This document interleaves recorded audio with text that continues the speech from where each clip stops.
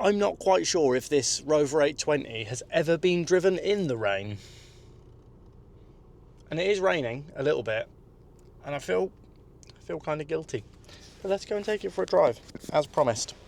I had a brief drive in it, a very brief drive in it the other day, and I've got to say I was quite impressed with how solid it was. I kind of remember the dash rattling a little bit, but other than that, I think it drove great.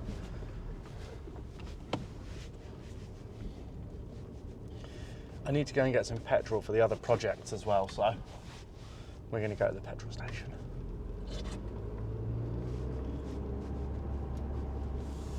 Pretty certain that when I drove this the other day, the feeling that I got from it was it had momentum to complete your journey and nothing more. It had completely adequate power. Yeah, there you go. A little bit of dash rattle, but nothing too crazy. I mean, like, the clutch is really light and the brakes are pretty good. It had a new master cylinder to get it back on the road because this car had been off the road since 2008. So it had been off the road a while. It's quite a big girl, this. It's quite a big wide bus.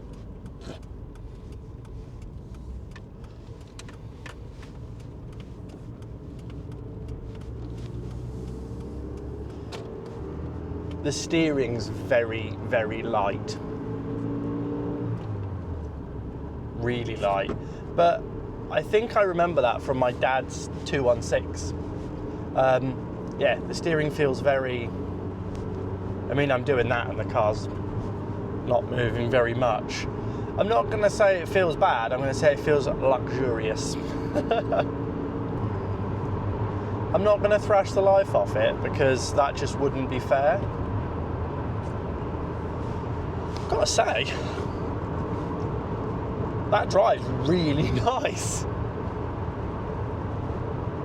I'm wafting along here, 60 mile an hour, complete luxury. The seats are really firm.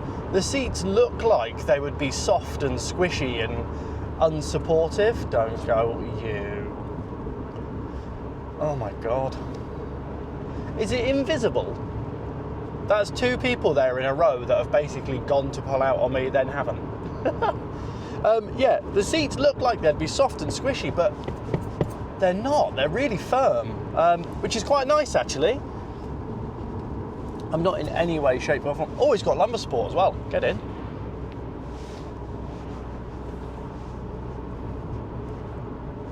That's a really comfortable seat. That's good.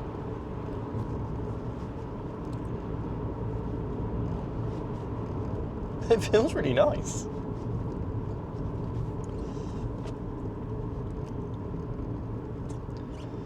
I feel like this is like the beigest car ever. Completely blends in. You drive down the road in this, no one's going to look at it and think, oh, that's like a cool old car.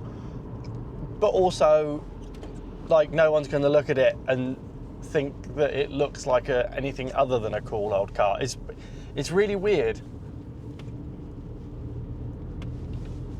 This car completely just blends in, which is really nice. It's nice to drive something that's cool and old and doesn't stick out like a sore thumb like most of my other stuff.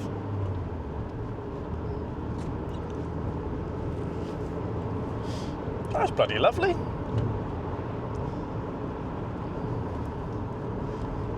I feel like having a 5-speed gearbox is in its favour as well, because like slightly longer ratios means it feels a little bit torquey.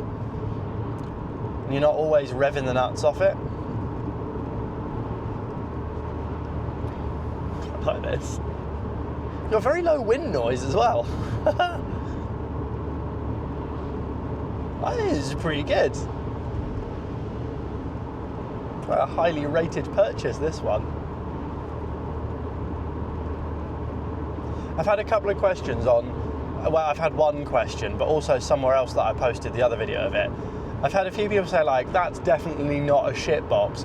But what you have to remember is there was a time not very long ago where this was a shit box. So I don't know about you, but in my head, I'm like, 10-year-old car, I think like, oh yeah, it's like a Mark V Golf. That's like a 20-year-old car now. And I'm in the same kind of ilk with these in that there was a time where there was an abundance of these. They were absolutely everywhere. You could get a really nice low mileage one because they were generally owned by someone who was perhaps a little bit more settled. I'm not going to say old, I'm going to use settled. They were generally owned by someone who didn't do a lot of miles and did kind of baby their cars. So there was a lot of good quality examples about.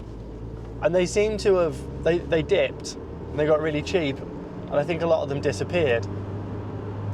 And I'm not sure that that's the case anymore. I think it's quite a nice thing, this.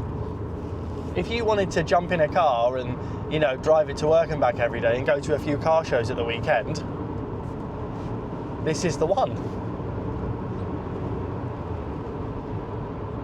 I really feel like this is an actual proper appreciating car that is gonna become desirable.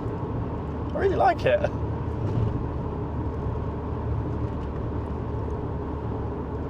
It's like, it's so clean. It's really nice to drive. Very vanilla, like very, very, very, very vanilla. Apart from its condition, there's nothing exceptional about this car in any way, shape or form. It looks really good though. I'd like, this is a strong contender. I would say everything about this car, apart from its condition, which is a 10, everything about this car is like a high 7 to 8 out of 10. Engine feels good, it's really smooth. The gearbox and the engine are well matched. The steering's light, but that fits the car. The brakes are completely adequate. The styling is very traditional, but looks nice. It still looks clean. It's still, you know, you look at it and think it looks like an out-of-date car. The interior is really nice, it's dead ergonomic, the seats are comfortable. Parts should be fairly easy to get.